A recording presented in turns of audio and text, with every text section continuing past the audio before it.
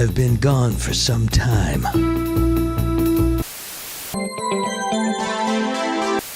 It's party time! I'm thinking I'm back.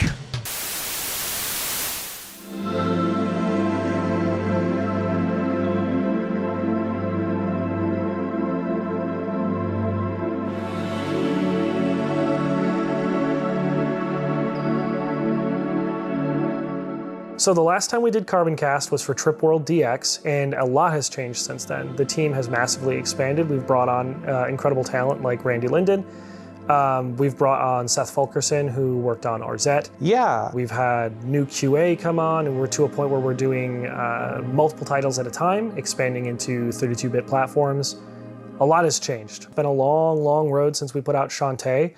We've learned a lot. We've gotten better. There are a lot of things that we did that I always wanted to improve on at the time as we moved over the years, but I think we're in a really good spot now where we're capable of doing things to the quality that we wanted to from the beginning, and that makes some of our future projects really, really exciting. The first one would be Rocket Knight Adventures Resparked. I'm a huge Konami fan, grew up with the classic Konami 16-bit games. Rocket Knight Adventures was one of the games I had on my Genesis as a kid. That was a huge dream come true. I still love looking in my display case at home and seeing that I did a Konami game. Bringing back Clock Tower with Clock Tower Rewind was really exciting. That's kind of a lost game in the US, and that's really cool. Tomba being the first PS1 game that we did. We got to do a lot of updates and stuff to that game that was really exciting. It's a cult classic game, and being able to bring that back again was really, really, really cool. Gex, the first time I played it was actually at a furniture store, of all things. They had a 3DO with a TV set out, I guess for kids who were dragged there by their parents. And I remember it being like the only thing in the entire store that wasn't fake furniture. They always have fake TVs, fake bowls of fruit or whatever. They had a TV with Gex, and we sat there, my brother and I, for about an hour just playing Gex while my parents looked around at furniture. I mean, the 3DO was a $600 console, so we could never dream of actually owning one of those, but Gex stuck with us. And the next time we played Gex was on the N64. Played so much of those games that it really became kind of a core experience for me. My first memories of Gex, I think, are magazine ads from like GamePro or Game Informer. I remember a certain period of time where it felt like I was seeing ads for these games like in every issue of the magazine that I got. I was familiar with Gex beforehand. I knew that he had like an infamous sort of like reputation, and that was important to me when starting the project, was sort of to honor the legacy of that character. But yeah, I think Gex is certainly a unique character. Even now, you don't see very many platforming protagonists that are voiced by a popular comedian. I was not really aware of Gex beforehand to the extent that my peers were. I'm a little bit younger than most of the coworkers, so I mostly discovered him through things like YouTube, but I definitely did learn more after the fact from people like Joe and Seth and Audie.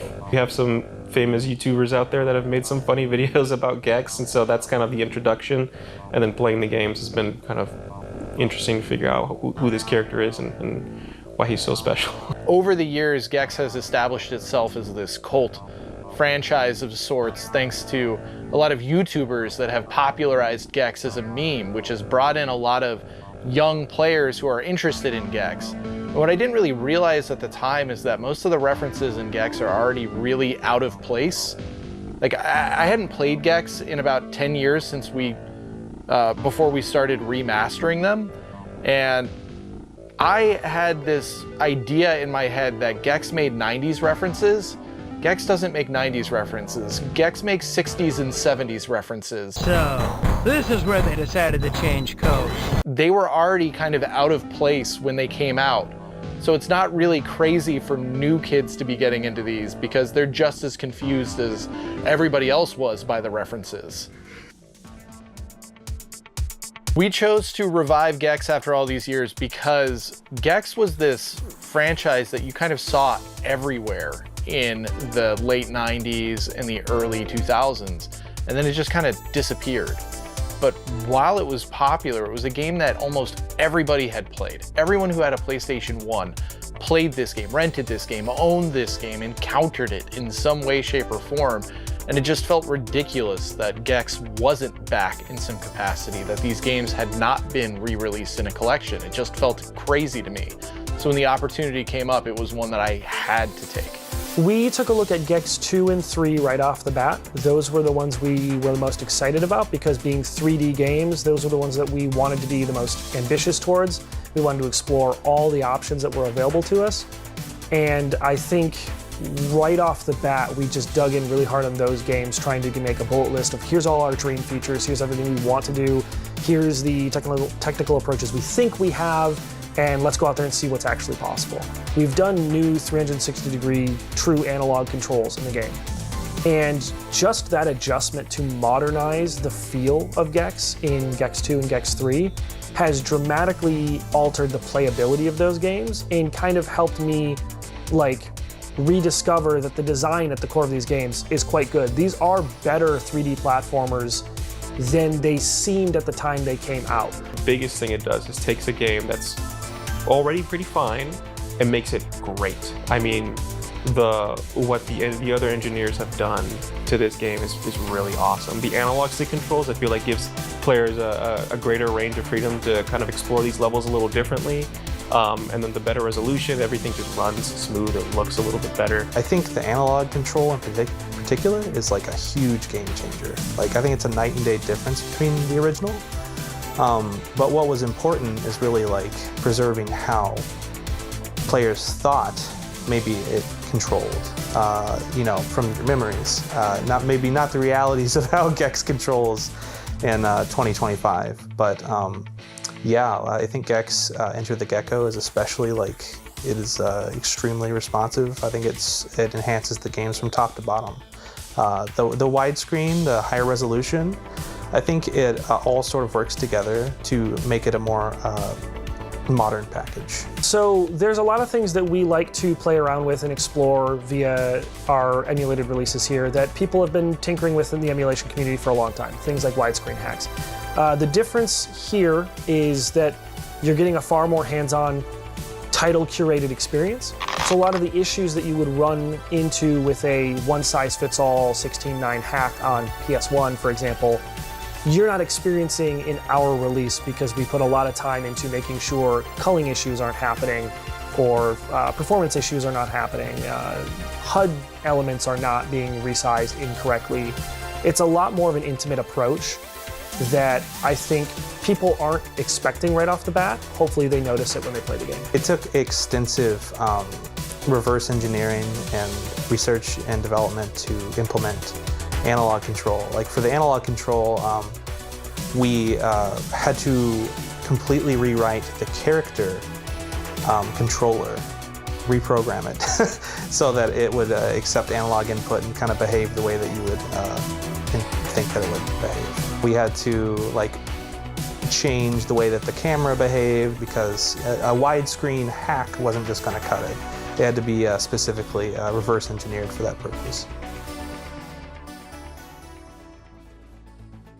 So we worked with an awesome artist. His name is Jesse Augustine. We should put a little thing in here, pop his face in, and he's a really cool guy. The approach we wanted to take to the presentation of the game was a very multimedia approach. We wanted something that was very kind of covering the gambit of the trilogy. So you've got a late 90s, but also early 2000s multimedia look. It's focused around TV. I think the idea that we had at the beginning was this is Gex sitting down at his TV, reliving his past memories.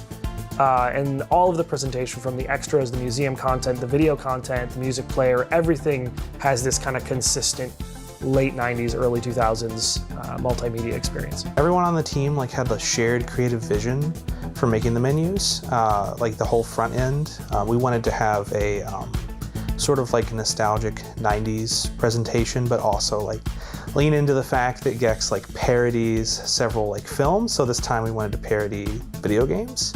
It was important that navigating the menus was sort of as fun and detail-filled as the game, so I think players can look forward to sort of discovering some extra details here and there, hidden throughout the menus. I feel like we really kind of raised the bar of what our menus look like for Carbon, with animations and transitions between screens, things like that.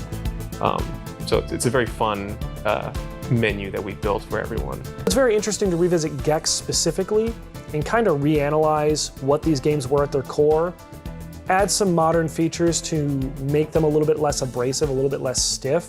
And I think it's just a really nice way to go back and revisit that era of game design, but not exclusively to the heaviest hitters that we're used to checking out. We're used to looking at your Marios and your Crash Bandicoot. But these games had value. They are interesting. There's wealth here. I think the thing that I'm most excited about Gex is it really shows off what our team is capable of. We went all out in terms of, even though these are emulated re-releases, we've added native widescreen. We've gone in and completely rewritten the character controller for Gex. So now Gex has full analog controls in Gex 2 and 3. And you know, this seems like something that's so commonplace now that you kind of take it for granted almost, but when you go between the 8-directional movement that Gex used to have and full analog movement, it really is this night and day revelation. Gex plays really well right now with the new controls that we have in with the widescreen, and even though the graphics, you know, still look like a PS1 game, the gameplay feels just as good and fresh as any other modern day 3D platformer. So I'm really excited for people to see this and see the kinds of things we're capable of, even within the confines of an emulated re-release. It feels great to be part of Carbon. I feel like I'm learning something new every day and working with very, very talented engineers and artists. It's very rewarding as well to see these games get shipped and having people really enjoy their time with them and liking all the things that we've done to their favorite games. I hope returning customers, those who remembered Gex very fondly and have fond childhood memories, I hope that their memories are exceeded. For new customers, I hope that they enjoy, you know, a very unique platforming mascot coming back and get to play it the best possible way they can. We're always adding new features. We're going to continue being ambitious. We're going to continue trying new things. At the end of the day, you know, we want the products we put out to reflect the passion we have for them. And we're just going to keep doing what we can to improve and bring back a lot of either people's favorite games or maybe some new favorites that they didn't know they'd love. The clock says party time!